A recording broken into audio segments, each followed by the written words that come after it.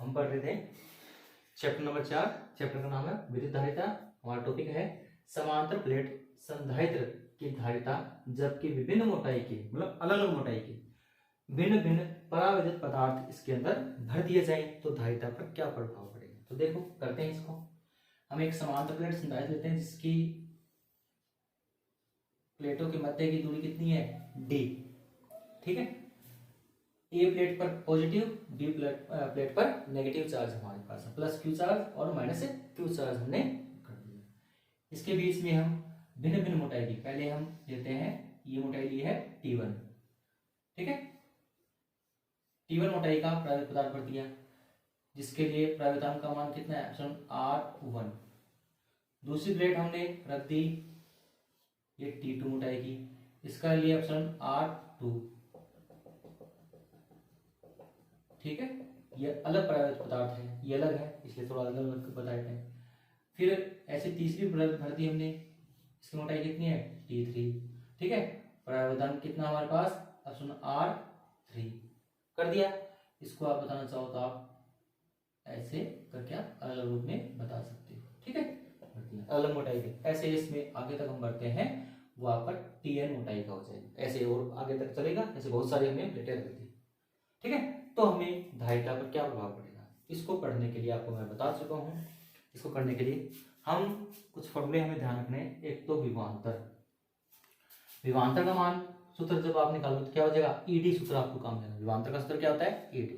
ठीक है, वी बराबर क्या होता है ईडी। तो हम पहले हवा के लिए निकालेंगे, फिर T1 मोटाई के लिए, T2 मोटाई के लिए, T3 मोटाई के लिए उन सबको जोड़ देंगे और जोड़ करके कुल विभवांतर का मान निकालेंगे। ठीक है, तो वी बराबर ईडी का फॉर्मूला लेंगे। ठीक है ना, आप देखो यहाँ पर कुछ सूत्र और काम लेना है आपको। ई नोट की वैल्यू क्या होती है सिग्मा बटे एप्सिलॉन नोट, ध्यान रखना है।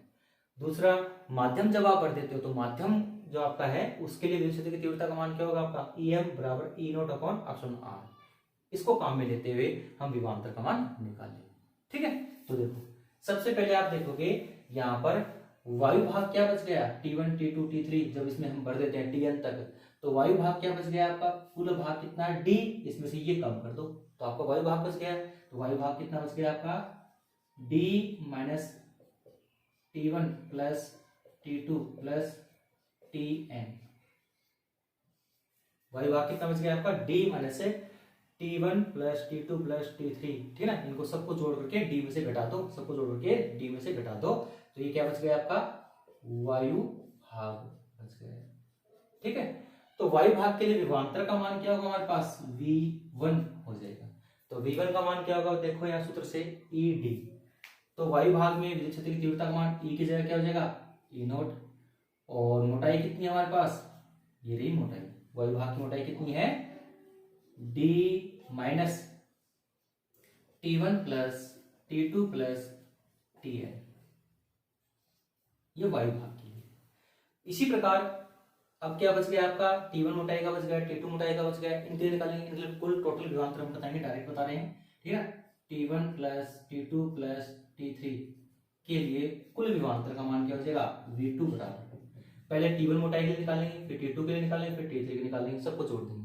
पहले T1 के लिए निकालें, T1 मोटाई के लिए ऑप्शन R1 सूत्र कौन सा काम लेना अपने को ये वाला सूत्र लेकर के इसमें रखना है। ठीक है ना, तो इसके अकॉर्डिंग हम निकाल रहे हैं, जैसे आप अलग से मैं आपको बता रहा हूँ। जैसे सबसे पहले V1 का इसके लिए T1 मोटाई के लिए निकाल रहा हूँ, T1 मोटाई के लिए।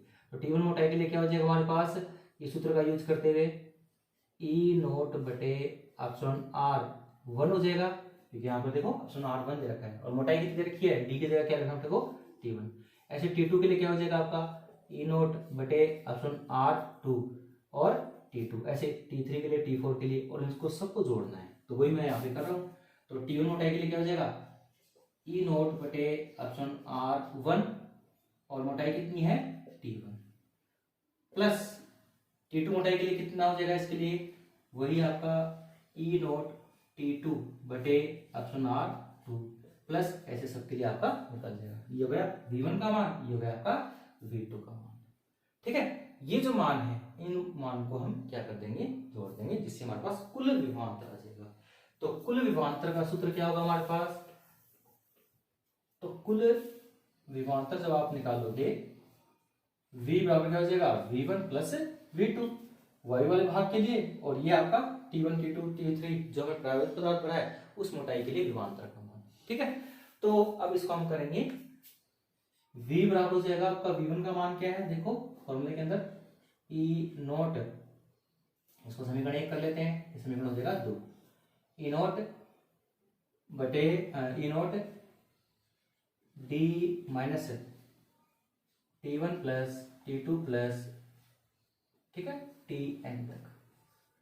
दूसरा क्या मान है, प्लस, अब V2 का मान रख दो, V2 का मान समीकरण 2 से क्या है, E0 upon R1 T1 plus E0 T2 बटे अपॉन R2 प्लस एक्स आगे तक चला जाएगा।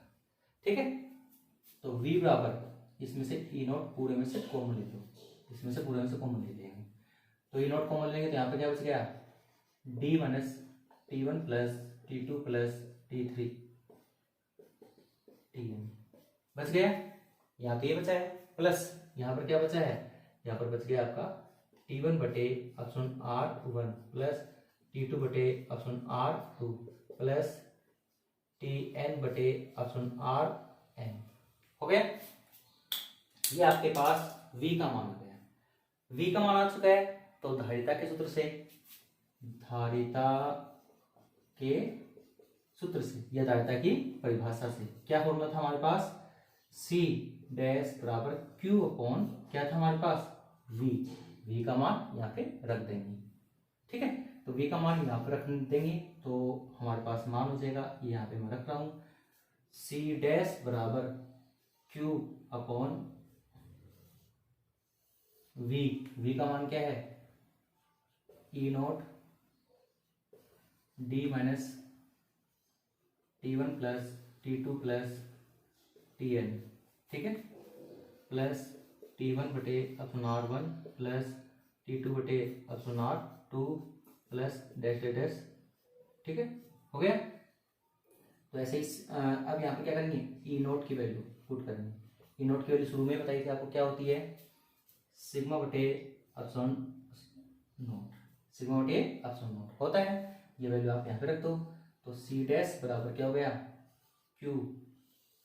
एक और चीज, सिग्मा की वैल्यू क्या होती है, Q upon A upon note. हो गया ना, E नोट बराबर सिग्मा बटे अपॉन नोट, और सिग्मा की वैल्यू क्या होती है, Q अपॉन A होता है, कई बार काम में ले चुके हैं। ये वैल्यू यहाँ पे पुट कर दो, तो पुट करने पर क्या होगा हमारे पास मान, पुट करने पर वैल्यू आ जाएगी हमारे पास, V की वैल्यू क्या है, ये V की वैल्यू आप यहाँ पे रख दोगे और साथ में इसका C डैश का, तो हमारे पास क्या है यहाँ पे देखो, Q बटे A upon note, A upon note ऊपर चला जाएगा क्योंकि यहाँ पे E नोट की वैल्यू रख देंगे ना। E नोट की वैल्यू क्या है, Q बटे, तो Q तो रख दिया, बटे वाली वैल्यू ऊपर चली जाती है तो ऊपर रख दिया।